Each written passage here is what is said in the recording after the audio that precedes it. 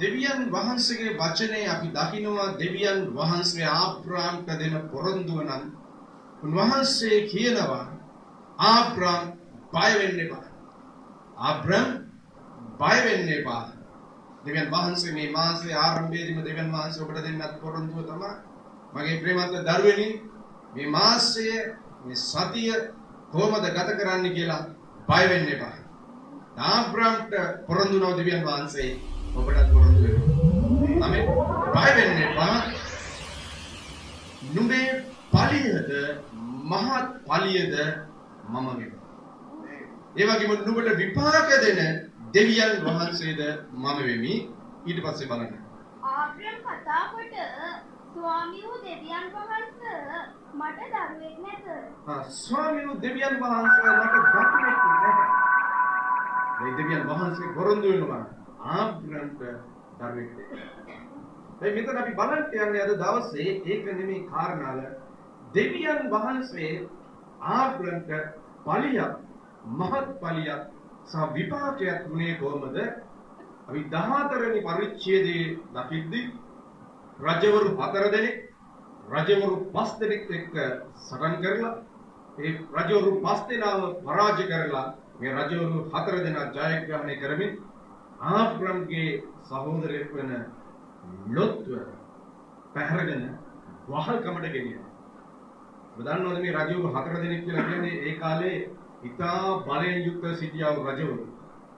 ඒක අපි දකිනවා 14 වෙනි පරිච්ඡේදයේ පළවෙනි පදයේ නූතන ඒ රටවල් ගැන කතා කරොත් පළවෙනි රජ බබිලෝනීය රජ, දෙවෙනි රජ මේදන් පර්ෂියාවේ රජ, තුන්වෙනි රජ ග්‍රීසිය රජ, හතරවෙනි රජ රෝමීය රජ. මේ රටවල් හතරක් රජවරු සමග ආබ්‍රහම් සටන් කරන්න ආබ්‍රහම්ට බලය ලැබුණේ කොහොමද? ආබ්‍රහම්ට ශක්තිය ලැබුණේ කොහොමද?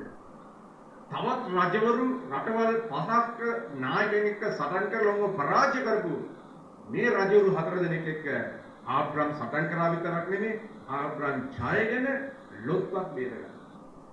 ආමෙන්. හල්ලෙලූයා. හල්ලෙලූයා. හල්ලෙලූයා. හල්ලෙලූයා. හල්ලෙලූයා. ඒ නිසා දෙවියන් වහන්සේගේ වචනේ දෙවියන් වහන්සේ පොරොන්දු වුණා වූ පලිය සහ මහත් පලිය.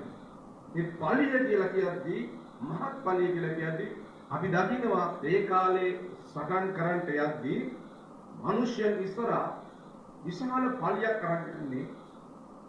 එන්නව එල්ලව නැත්නම් ඊතල නැත්නම් ගල් ප්‍රහාරව ඕනම දෙයකට ආරක්ෂා කරන පිණිස ආරක්ෂාව ලබා ගන්නා පිණිස අඩි 4.4මාරක් විතර උස ආවරණයක්.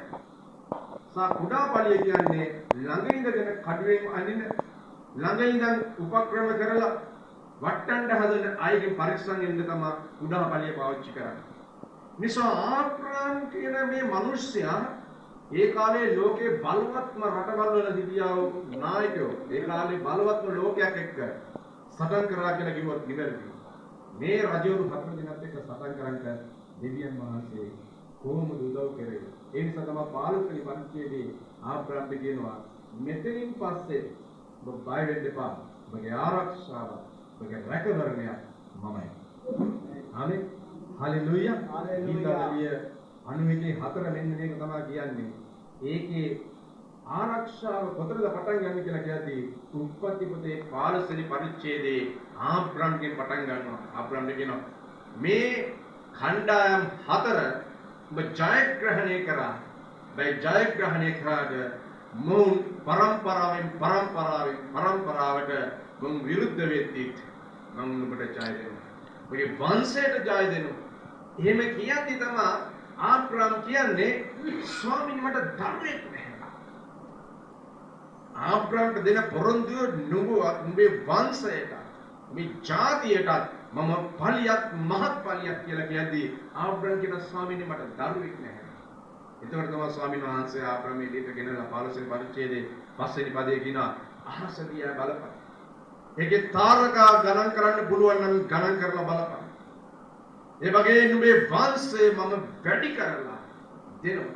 මේ වංශයට විරුද්ධව ආබ්‍රහම් පටන් යේසුස් වහන්සේගේ පැමිණීම දක්වා මේ පරම්පරාවට ඉන්න මේ රජවරු හතර බබිලෝනිය, මේද පර්ෂියාව, ග්‍රීසිය, රෝමරු යනා වූ මේ වංශය වලින් එන්නා වූ මිනිසයෝ නුඹට මේ වංශයට විරුද්ධව නැගිටිනවා. හැබැයි මාගේ පැමිණීම දක්වා යේසුස් වහන්සේගේ දෙවෙනි පැමිණීම දක්වා උන්වහන්සේ ආබ්‍රාම්ගේ වංශය ඊශ්‍රායල් ජාතිම යුදෙව්වම ආරක්ෂා කරනවා කියලා මාස කරනවා. ආමේන්.